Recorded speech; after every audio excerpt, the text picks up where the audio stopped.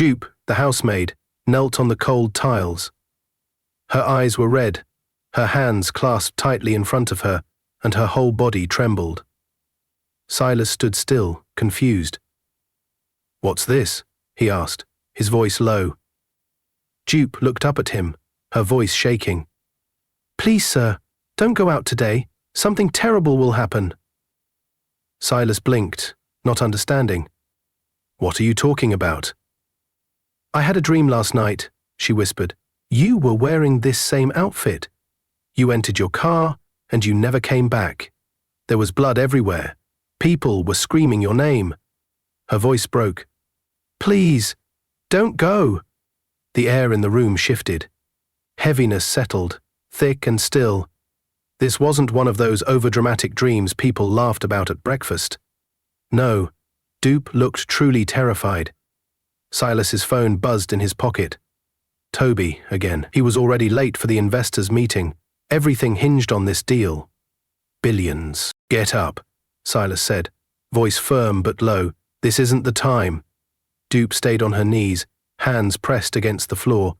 "I know I'm just a maid, sir, but if I keep quiet and something happens to you, I won't forgive myself." Just then the sharp echo of heels clicked against the staircase. Mariah.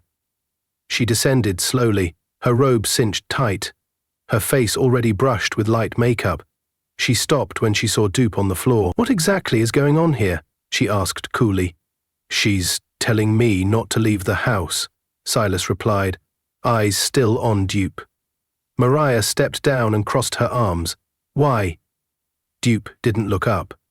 "Ma, I had a dream, a very clear one.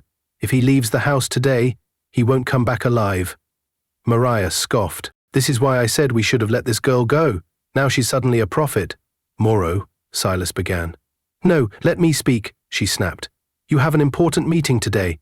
Contracts, money, everything is at stake, and now a maid? This girl is stopping you with nonsense dreams? You must be joking." Dupe bowed her head even lower. "I'm sorry, Ma. But I had to say it." "Move," Mariah snapped. Silas raised a hand. "Wait." Mariah turned sharply. "Wait for what?" He didn't answer right away. His gaze remained on Dupe.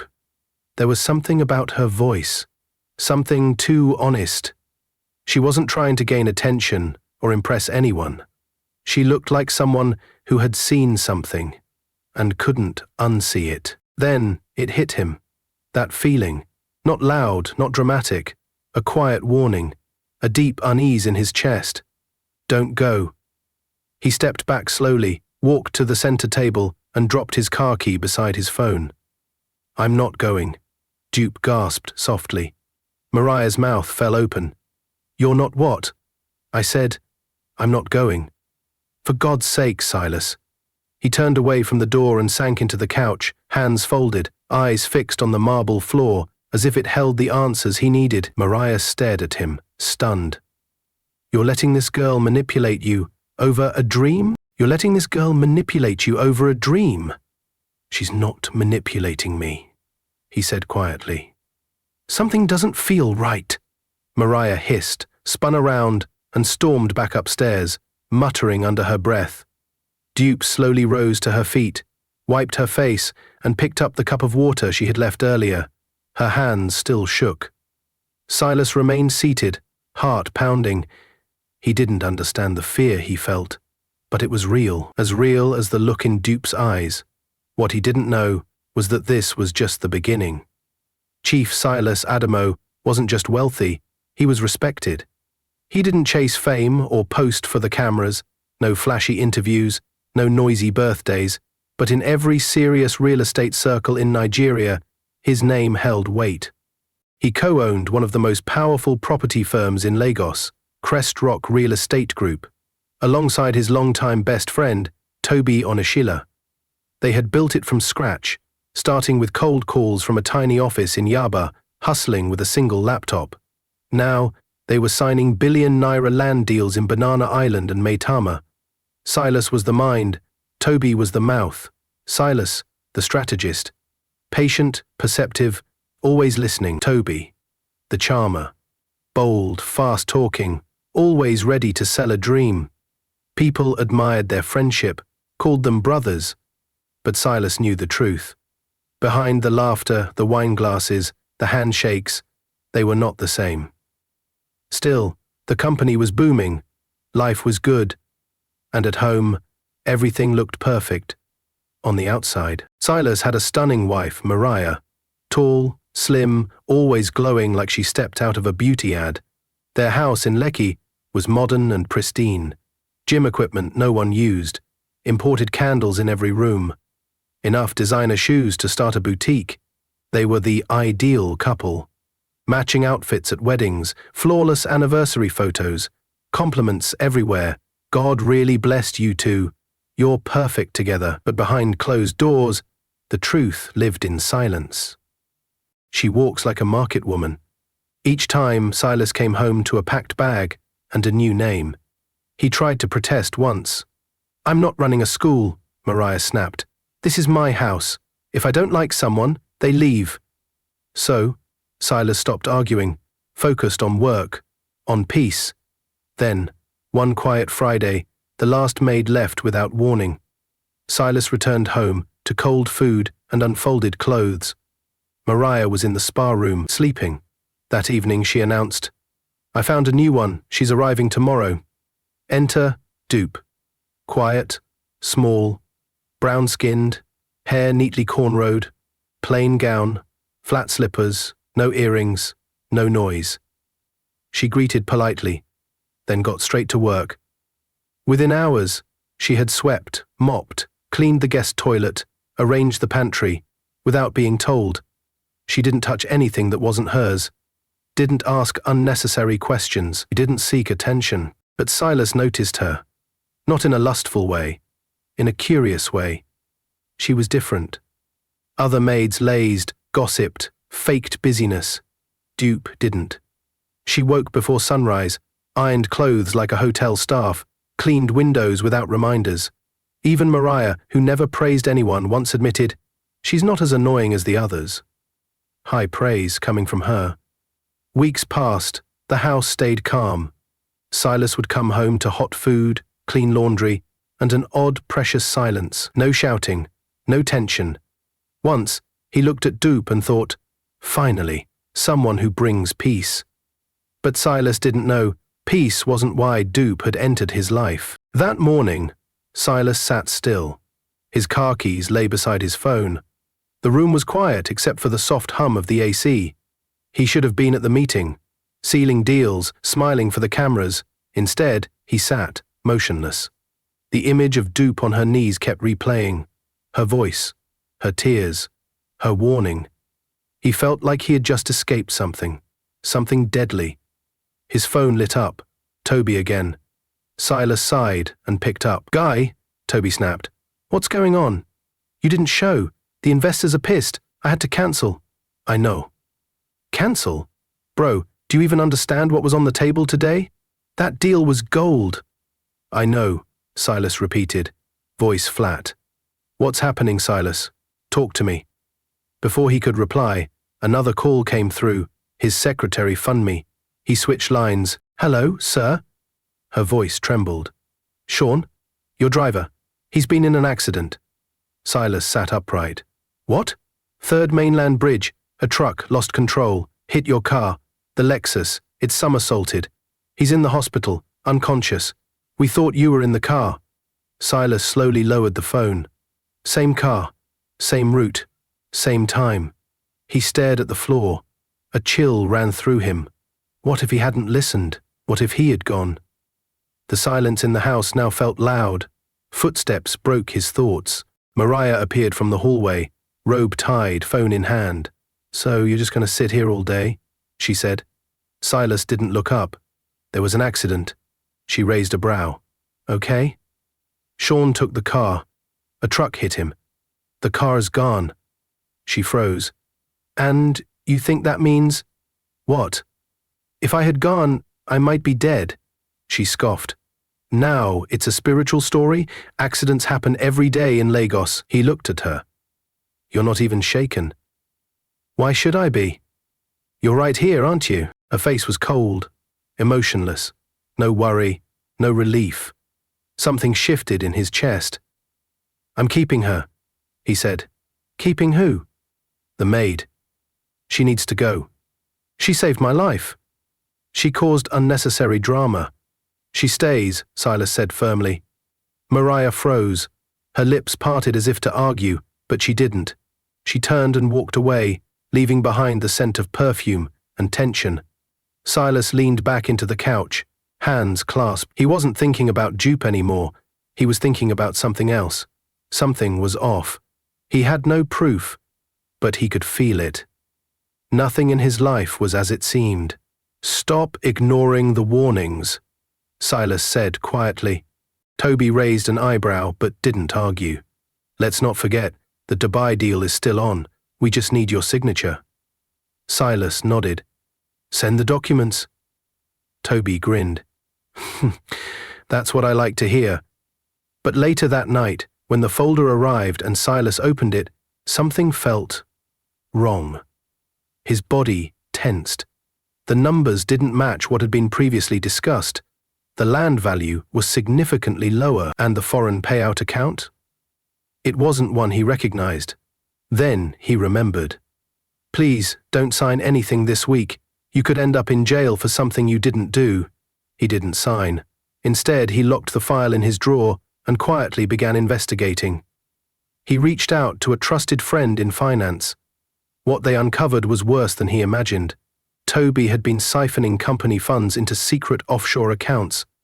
2 years of embezzlement, masked under fake project names. It was detailed, clean, done like someone who never intended to get caught. It wasn't just betrayal, it was a crime.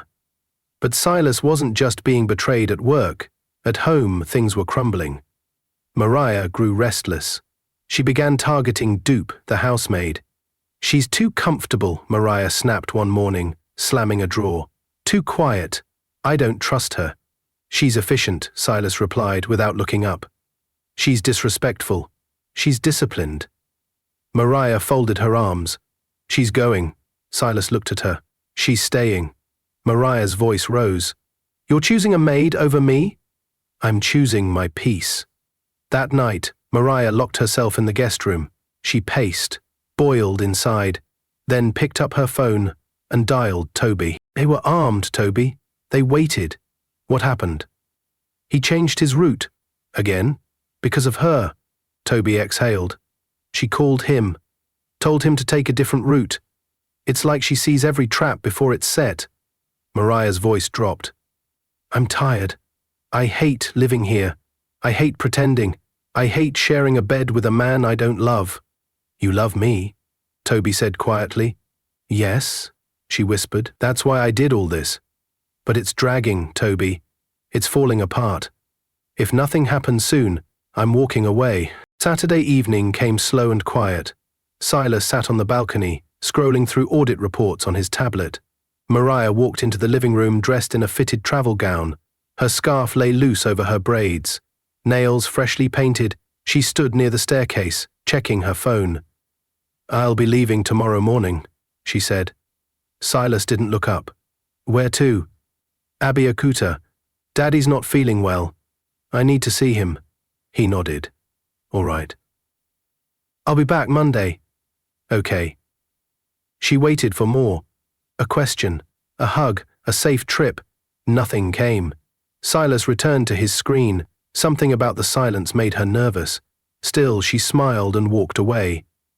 Silas didn't move, but inside he was already dialing a number. "Follow her. Don't interfere. Just send me updates." The next morning she left the house at 7:15 a.m. Her handbag was designer. Her goodbye kiss was light. By 9:03 a.m., the first update came in. She didn't go to Abeokuta. She went straight to Victoria Island. Checked into a boutique hotel, room 406, registered as Mrs. Tolu Ogunlady. By 9:47 a.m., the second update arrived. Toby just entered the hotel, black polo, cap, sunglasses. He went straight to room 406. Didn't check in. Silas stared at the photo. No shock, no panic. The truth had already been knocking in his chest for weeks. This was just confirmation. By 6:20 p.m., Silas arrived at the hotel in a dark SUV. He walked in calmly. The receptionist smiled. "Room 406, he said. She hesitated. "Are you?" He placed 2 crisp bundles of cash on the counter. "I won't be long." She nodded and handed him the spare key. No rush, no knock. He opened the door. There they were. Mariah, in a white robe, wine glass in hand, near the mini. Toby, shirtless on the couch, phone in hand. They both looked up. The wine glass slipped slightly from Mariah's grip. Toby stood abruptly. Silas entered. Said nothing. He looked at both of them, then quietly closed the door behind him. Mariah opened her mouth. Nothing came. Toby tried to smile. "Guy?" Silas raised a hand. "Don't." Toby froze. "Silas, I can explain. Don't lie, not here." Mariah looked at him stunned. "You followed me?" "I stopped trusting you 2 months ago," he said, voice calm. "Now I know why." Toby stepped forward. "It's not what you think." "It's exactly what I think," Silas replied. "And worse." Silas turned to Mariah. "You married me for this." Her eyes burned. "You never saw me. You were always married to your company, and you were always married to my account," he said. "You and your business partner." Mariah flinched. Silas took one last look at both of them. "I hope it was worth it." He turned, opened the door and left. No shouting, no drama, just the silence of a man who had finally seen enough. That night, he returned home and sat in the study. Alone.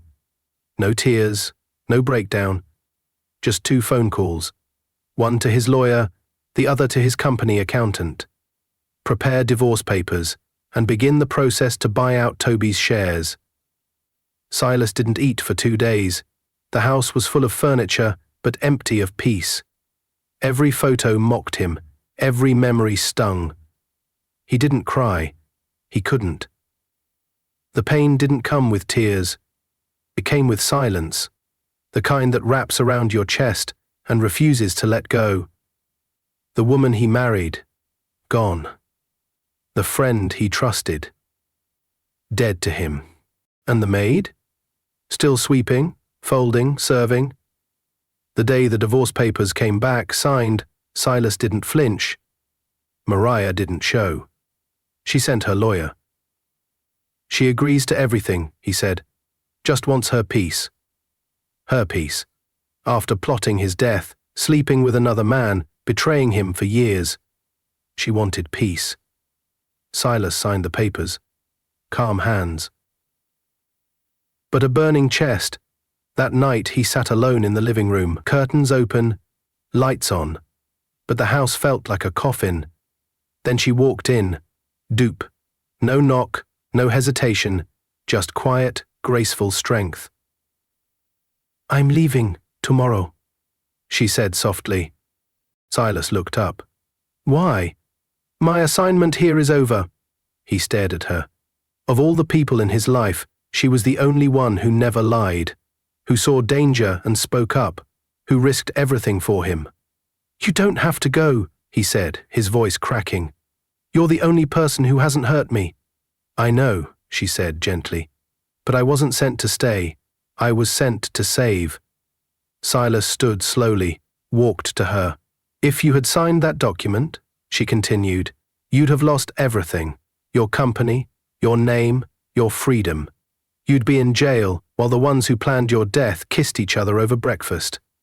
He clenched his jaw. "But you didn't sign. You listened. That means you're ready." "Ready for what?" he asked. "To start again, with your eyes open." They stared at each other. Then Dupe smiled. Not a goodbye smile, a you'll be fine smile. "Live right," she said, backing toward the door. "Trust slowly. Love carefully. Watch everyone." She turned. And just like that, she was gone. Silas stood in that doorway, the wind brushing past him like a whisper. He didn't chase her, didn't cry, but something inside him was breaking and healing. He picked up a wedding photo, stared for 5 seconds, then smashed it against the floor. The glass shattered. So did the illusion. He picked up a shard, saw his reflection, cut, bruised, awake. And for the first time in a long time, he smiled. Not because everything was fine, but because the storm was finally over, and he had survived it. It took a year, a full year of silence, of starting over, rebuilding the ruins. Silas poured himself into Crest Rock. He cleaned house, fired anyone loyal to Toby, opened a new branch in Abuja, mentored youth, refused bribes, walked away from shady deals. He became the man he wished he'd been all along, and slowly the scars faded. He started walking again, laughing, eating with joy, smiling without effort. Then love came knocking again. Not loudly, gently, through a woman he met at a charity auction. She didn't care about his name or wealth.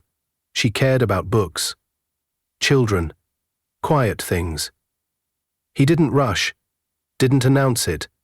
But the night he held her hand under the stars, he knew. This time, it was real. Cross town, a small black car pulled up in front of a duplex with cracked pillars and walls heavy with tension. Dupe stepped out. Plain gown, flat shoes, calm face. She rang the bell. A tired-looking woman opened the door, eyes swollen from crying. "Are you the lawyer?" she asked. "No," Dupe said. "I'm the housemaid." Inside that house, a husband stood at the edge of ruining his marriage for a secretary who had wrapped herself around his world. The wife knew. The man denied. The marriage was dying. But Dupe had arrived. And wherever she entered, lies died and truth rose.